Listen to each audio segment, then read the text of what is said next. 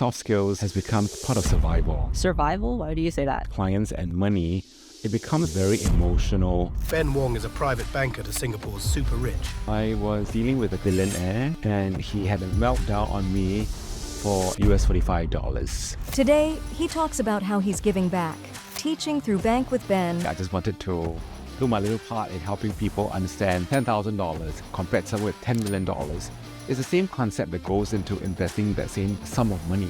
We have all these celebrities, marketing, crypto. What is crypto? There's no real intrinsic value. You need to understand what you're investing in. And leading D&I networks. Some of my friends who are very senior in their jobs, they didn't want to be involved in all these LGBT activist work. Don't involve me. I don't want to be seen pushing this agenda. You are in a position of power. You should. We are not heard and seen. Then when we're in trouble, you expect the other people to fend for you. You are silent. You're not seen. You have no power. Together at Credit Suisse when you were the head of the diversity and inclusion network, and obviously it gave me a lot of encouragement to see both yourself and a so visibly queer and proud as someone who was just starting her career back then. And so I'd really love for you to talk a little bit more about your very successful and illustrious career in banking and any advice you would have for younger queer folks who are interested in looking into going into banking. First and foremost, thank you for the invite. And I was previously the co-head, not the head of the diversity and inclusion at Credit Suisse. But that was a fun journey. I learned so much about that. Well, I started my career about more than 30 years ago, and I was with a local bank involved in commercial banking. And then a few years after that, I went into investment banking and had the opportunity of working in Hong Kong. So that was very exciting, living away from Singapore. And then I was back in Singapore in 2003 and continued my career in investment banking. It was only in 2010 I made the switch into wealth management. And the reason for that is because I felt I wanted to have more longevity in my career. And I also enjoyed more of the work in terms of wealth management because I wanted myself to be equipped and familiar with, let's say, investing, financial knowledge, and how I could actually apply that knowledge to my own situation. That was the main reasons in switching into wealth management. So since then, it's been more than 14 years right now. So I started my career with Standard Chartered Bank. I was an investment advisor to the wealth management clients, and then I was in Credit Suisse as a relationship manager, and now I am a relationship manager at a local bank. I have so many questions. So the first one is, why did you start your career in commercial banking? So I was fresh out of school, and I wanted to be in finance or banking. And the only available opportunity for me then was to be with the local bank. And so that was actually a good stepping stone because they gave me exposure to various aspects of banking, and we had training for the whole year. And then I was even posted to the China office for a few months. And so it was very exciting to see how banking worked. And because I've studied banking and finance in school, so this was the real deal of actually experiencing it and also practicing what I learned in school.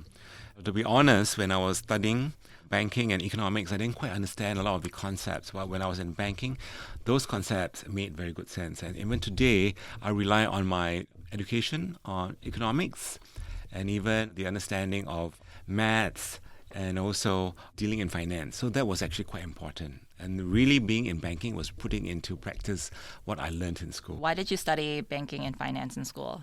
What inspired you to choose that major? Well, I wanted to be rich actually then. Okay. So I didn't know what I was signing up for, right? But it was just more information for me. And finally, when I was in banking itself, it was a lot of hard work then, I remember.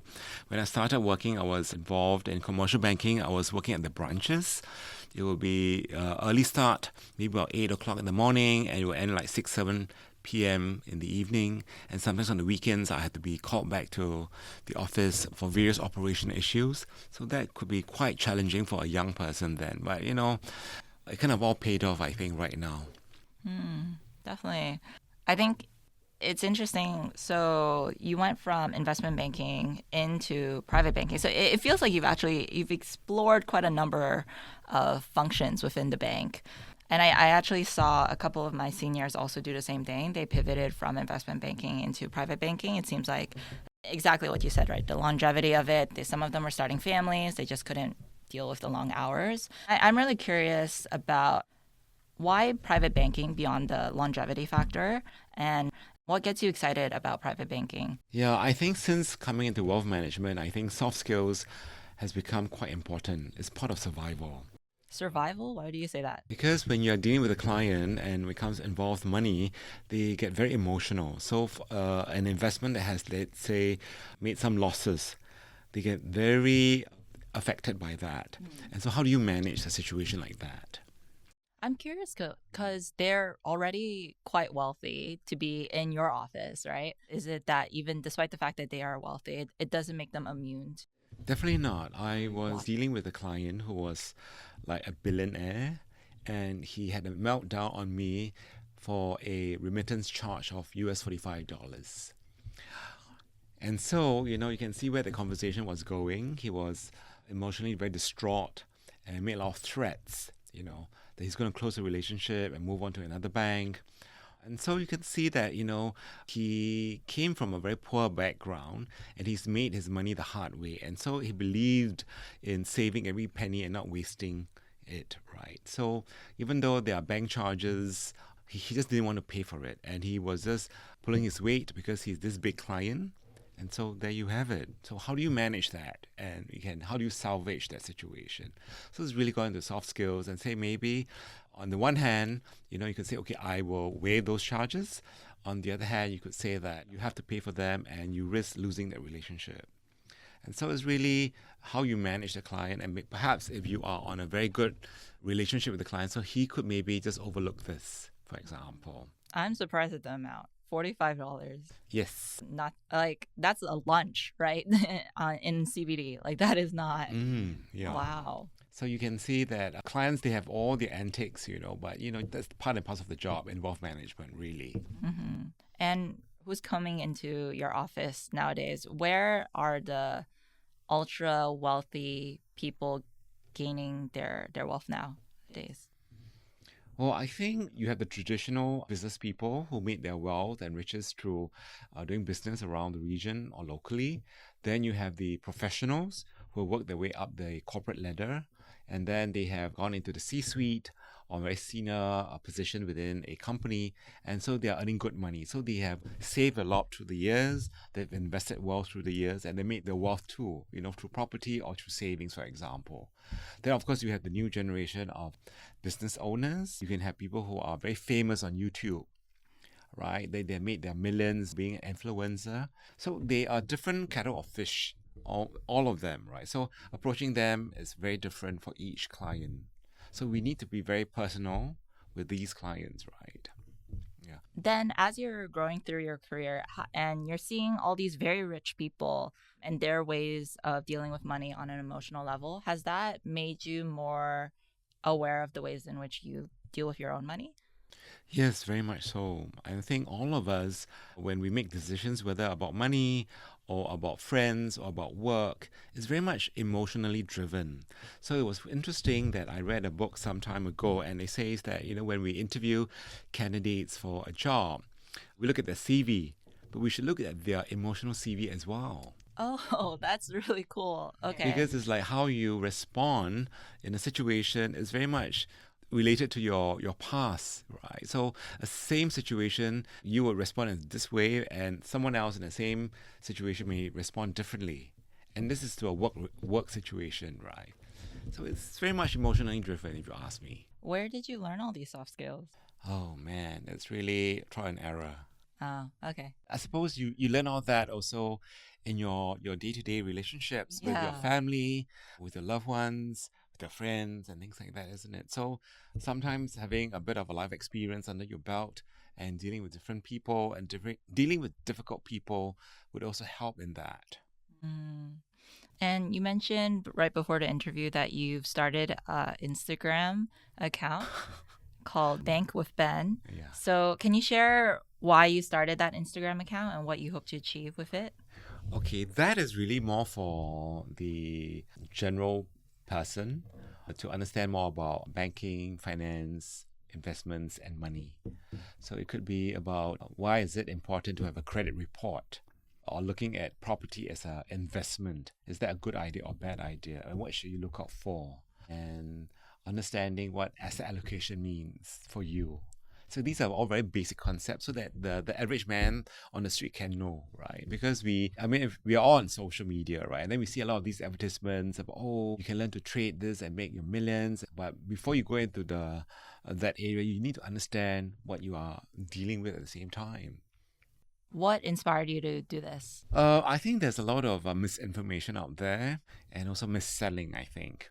So for example, right now we have crypto, right? Crypto has gone up to the roof and we have all these celebrities, marketing crypto.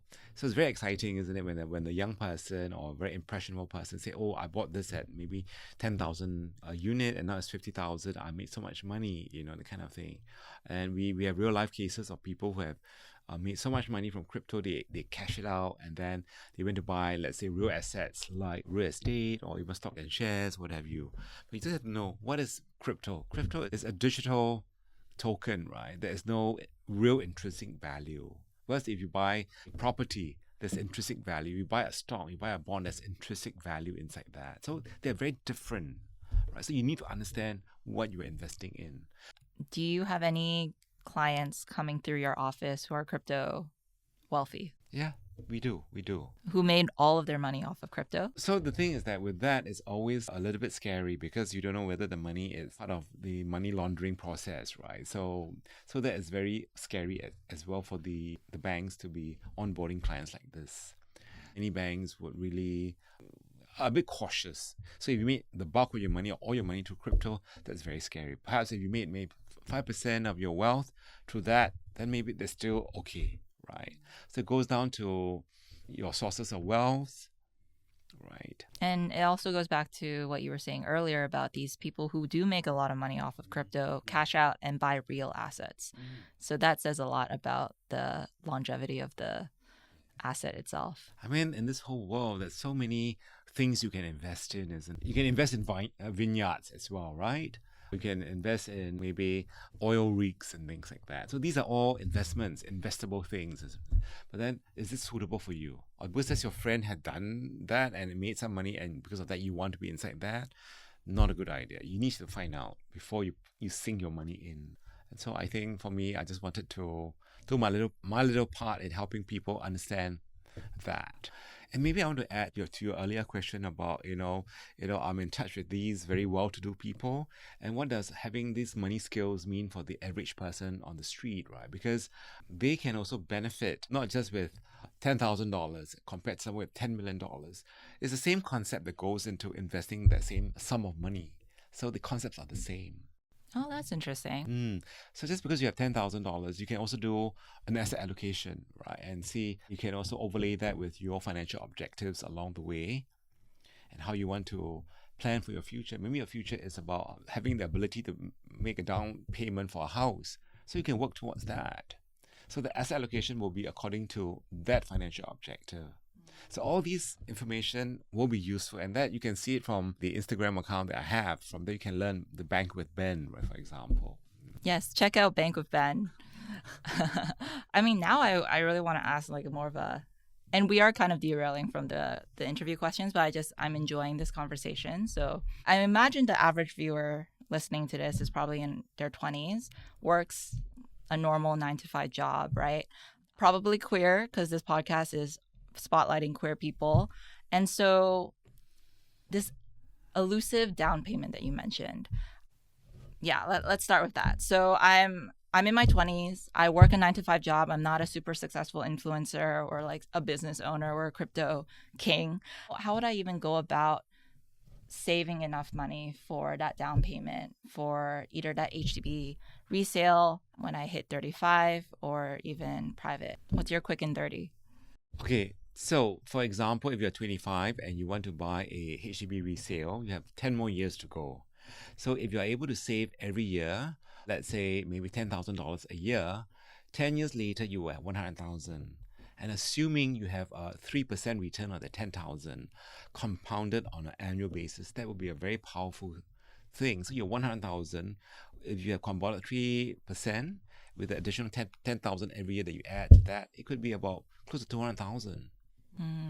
Right? So just think about that. So the rate of return is important, and the power of compounding and staying vested.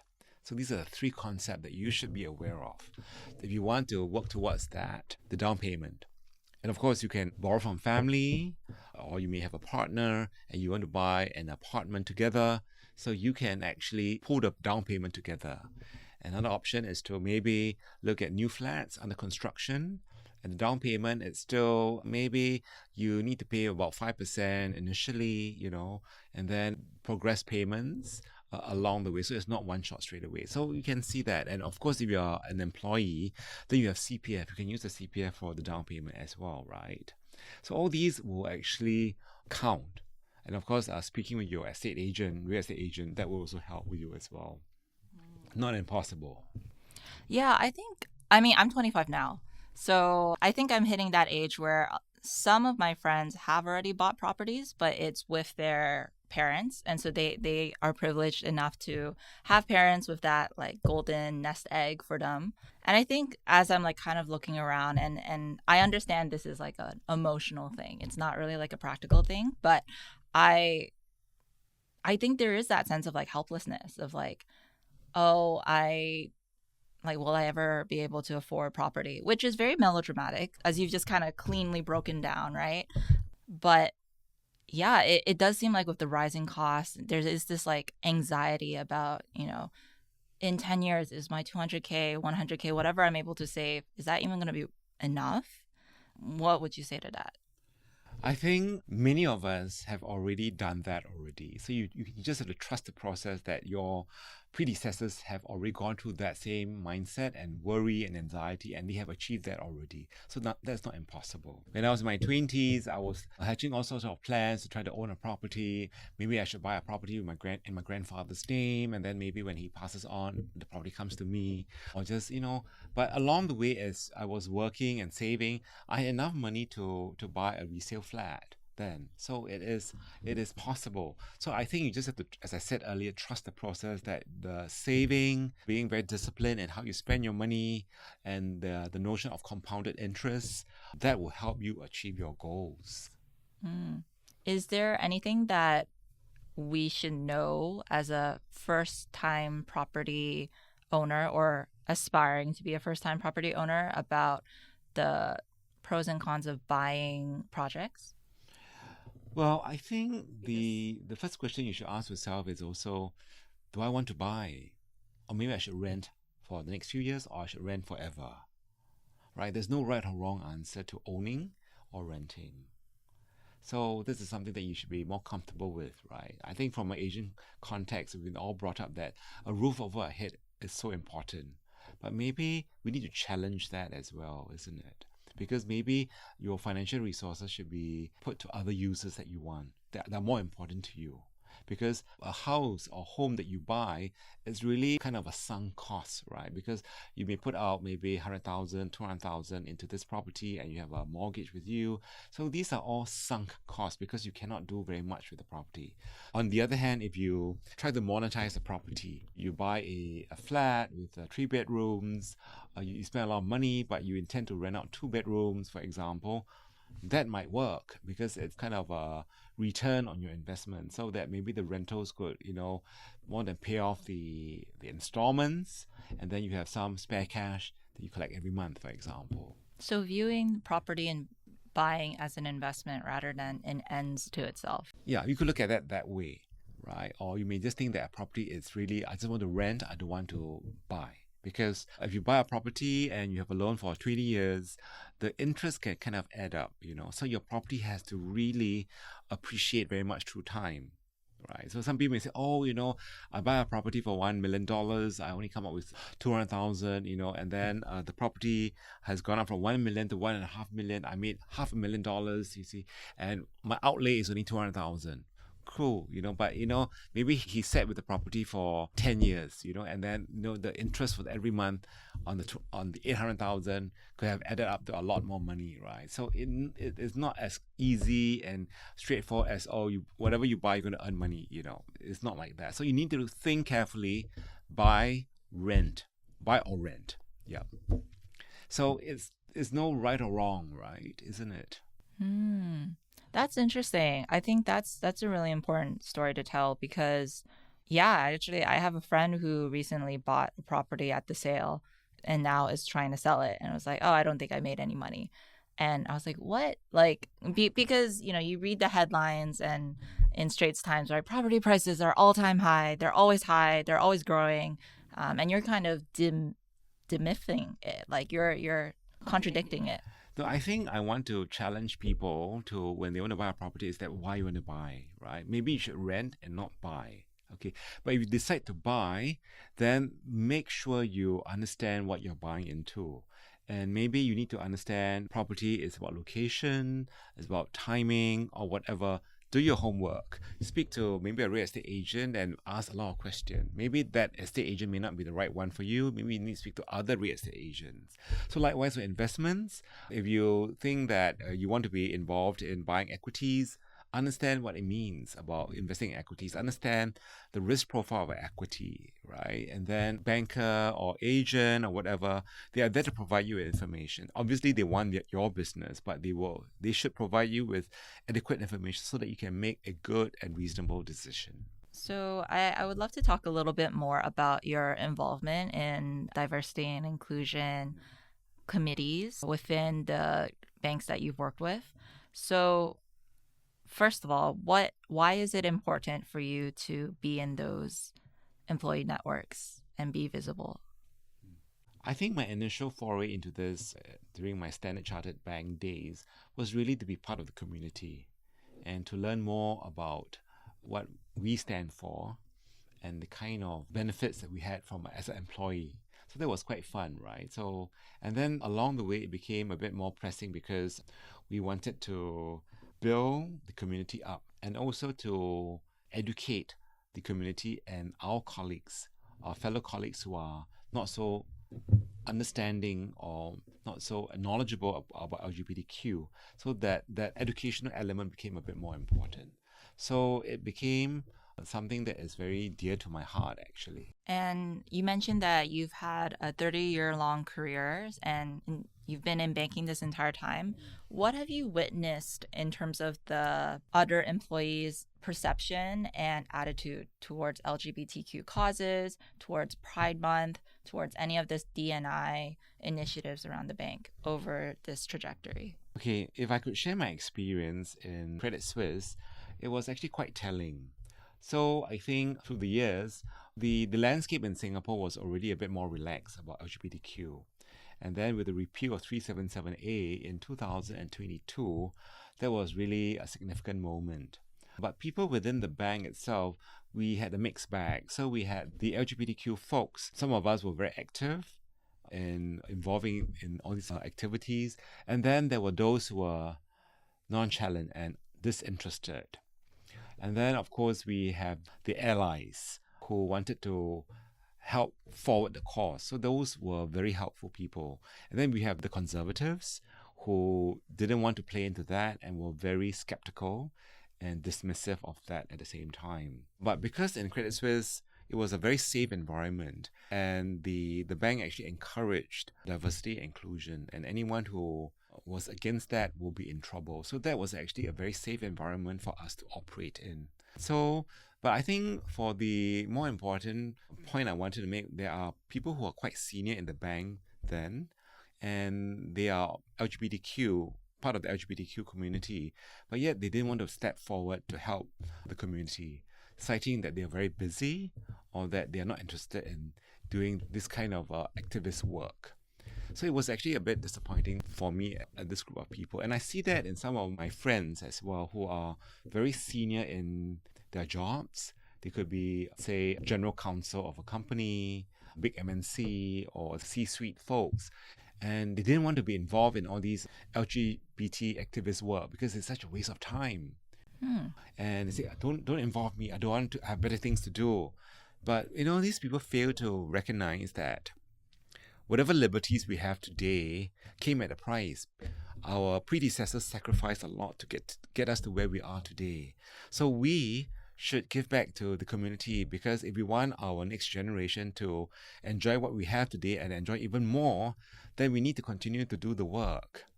Because whatever liberties that we have today didn't come at a snap of a finger, it came at a sacrifice. So I hope whoever's listening and they are saying, oh, I'm very discreet, I don't want to be seen pushing this agenda. But I think you should, if you're part of the community and you're in a position of power, you should. Because when we are seen and we were heard, then we have the power. That when we are validated, we have a say in how policies would be, fleshed out. If we are not heard and not seen, then when we're in trouble, who's going to help you? Right? You're left to fend for yourself. You expect the other people to fend for you? Then if you expect the others to fend for you, then you need to do your part at the same time. That's really powerful. I really love that. Even now with the 377A repeal, we are supposedly not criminals, but yet people look at us quite differently, right? If you walk into a room and they know that you're queer, how many of the people in the room will be accepting or welcoming of this person, right? So we want to level the playing field. We don't want to be special, but we want to level the playing field. And you're saying that the onus is on you as a senior person who is queer to be visible. Well, I think speaking up and standing for your own rights is just not for the senior people, right? It's for everyone who's in the community. Because if you don't stand for yourself, who would?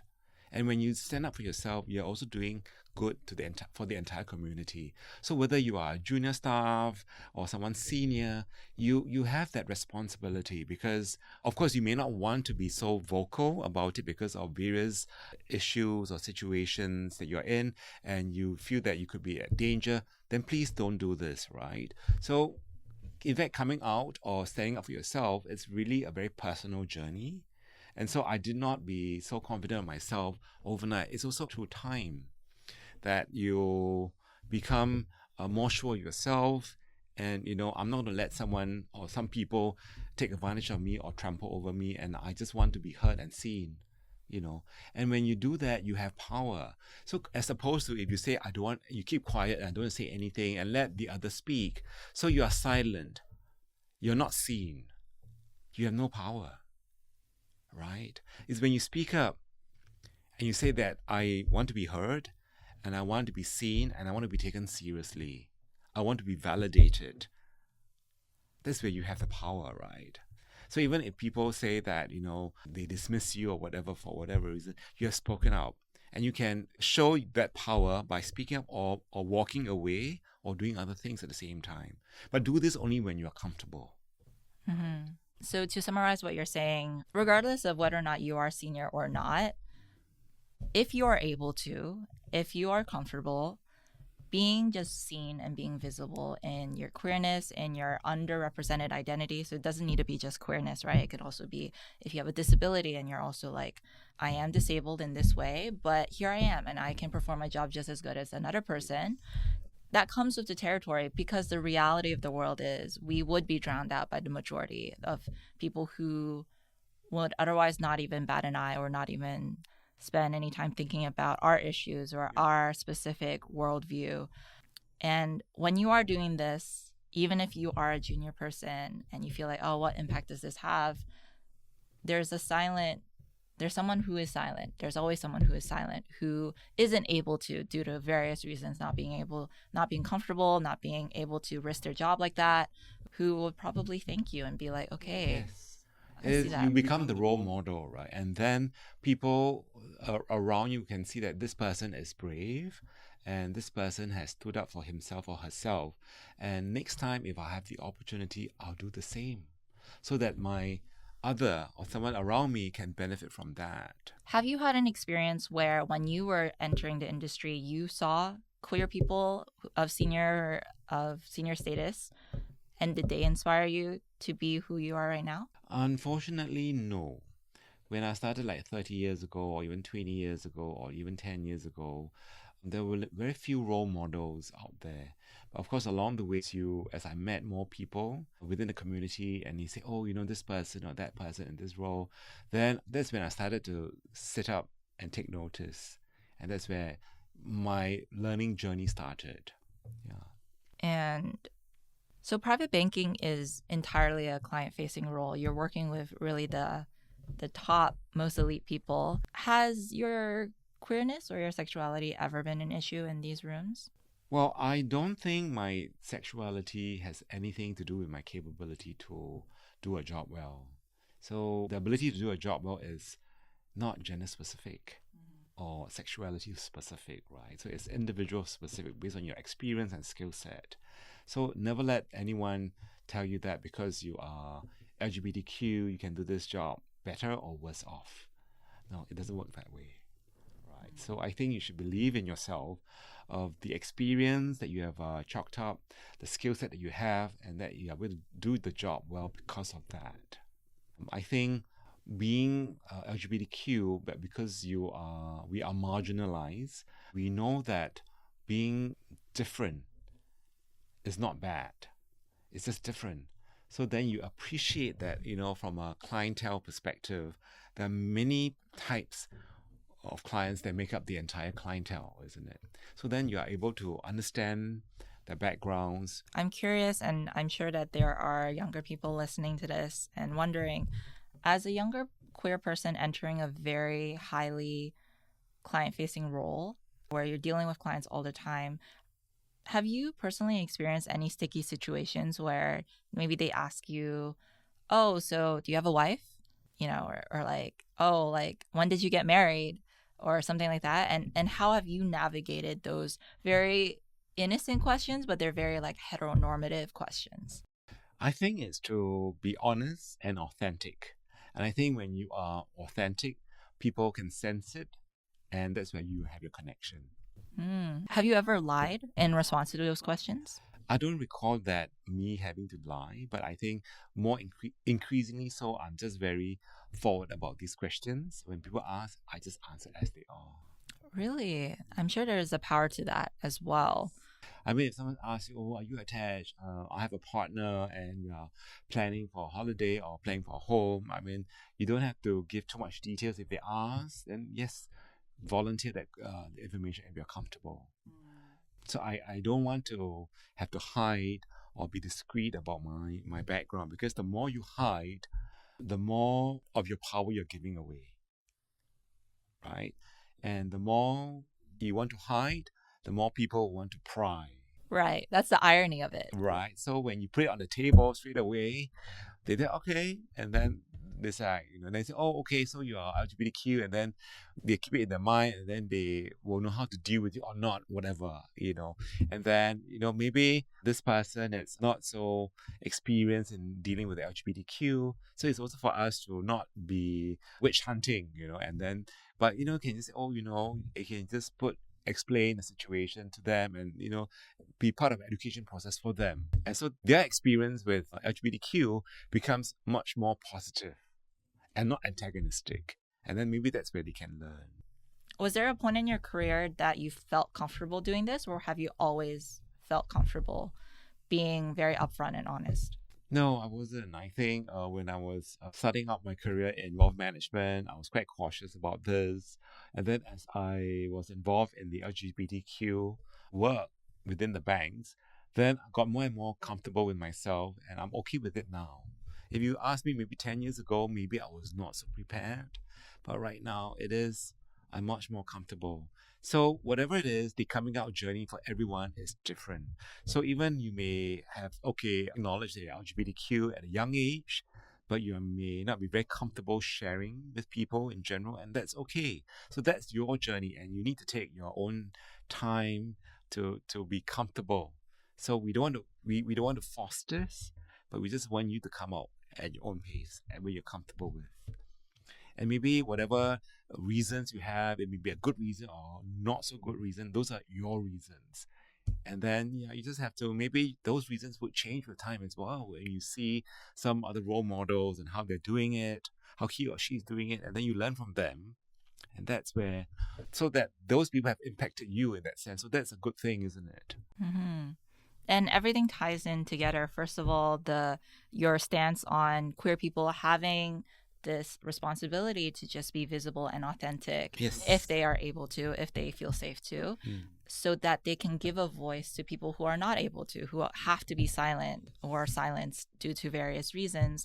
And then the second part is going to what you said earlier about when you bring your authentic self, especially to such a high profile client facing role, you establish that trust early because you are, dare I say, vulnerable about something that you don't know how the client's going to react, right? Like you said, the client may not be aware or familiar with queer people. They may not be like an ally outright. And so you just being upfront and you being honest, you establish that trust with them. And you're like, all right, now let's talk business, right? And they feel like, oh, so this person isn't hiding things from me, trying to get things out of me. And I think vulnerability is such a powerful tool. I mean, you think that being vulnerable, you're weak, but it's when you're vulnerable, you showcase who you really are. And if that person can accept you for who you are, then you will have created a bond. And what if they don't? I guess that's the first question someone will If they don't, ask. then maybe, they might eventually or they will never. And that's all right. Because that's life, right? We just move on. Right. I think this is really encouraging. Again, and I keep bringing this back to the fact that your job is really based on relationships, right? And I think someone who may be earlier in their career may look at this, or even if they're very late stage in their career, they may just be like, no, I don't want to sacrifice. I don't want to risk any of these relationships because they're my bread and butter. They're what puts food on the table. But you're saying there is power to this, go at your own pace. Yeah. Don't feel pressured, but, there are people like you, Ben, who are very upfront and vulnerable and working with high profile billionaire clients. I mean, the reality is that the clients will be keen to know more about you, but they are not that inquisitive at the same time. Yeah, I mean, and so just relax and just go with the flow, And but if you show your true self to them, I think it's okay. I mean, it's like if you are spending the weekend with your partner, cycling and having a picnic. I mean, that's what many people will do, right, on the weekends, right? Or you can spend the weekend cleaning the house. It's not because you are lesbian or gay. That's why you are cleaning the house, right? So it's like everybody does it, all right? Everyone has life. Everyone does life, right? So just be normal. Not normal. Just be who you are. No, definitely. And I think I really love the sentiment because I think especially when you're like in a new workplace, I'm fortunate enough such that I work at a startup and it's quite a young startup. So, the kind of people who would work in such a setting would tend to be more progressive. But it really comes up in these little questions, right? It's like, what did you do this weekend? Or like, oh, you're going on vacation. Who are you going with? Right? And you'd be like, I'm going with my partner. And I'll be like, oh, what about him? Or like, they'll be like, oh, where did you cycle with him? And then you'd be like, well, I cycled with her to East Coast Park or something like this, right? And it's like not making it a big deal, but also just bringing your authentic self as well and not lying. Yeah. Or maybe if you are uncomfortable, you can say my best friend or something like that. Or if you're comfortable saying partner, why not? My final question for you is, so you gave a lot of financial advice. Through this interview, you're talking a lot about great, fundamental, strong principles. What's the worst financial advice you've ever heard of or received? I mean, I got so many, so I don't know where to even start. I think I started investing when I was very young. And sometimes investing on rumors would probably be a bad idea. Rumors that you got from where? Friends or third parties and things like that. In the last few years, I've invested in stocks because I've heard this news, but actually the news is a rumor, and then it kind of turned out very badly. So I think that in itself is not a good thing. So really, it boils down to your own responsibility of really understanding what you're investing in. So I was guilty of that as well. I'm not really fully understanding and just plonking my money into the investment. So that I think would have to be the worst investment advice I've received. Listening to rumors and not doing the due diligence. If you enjoyed this episode, hit a like and subscribe down below. 3 seconds from you makes a massive impact on getting more people to hear the inspiring stories and advice from our guests.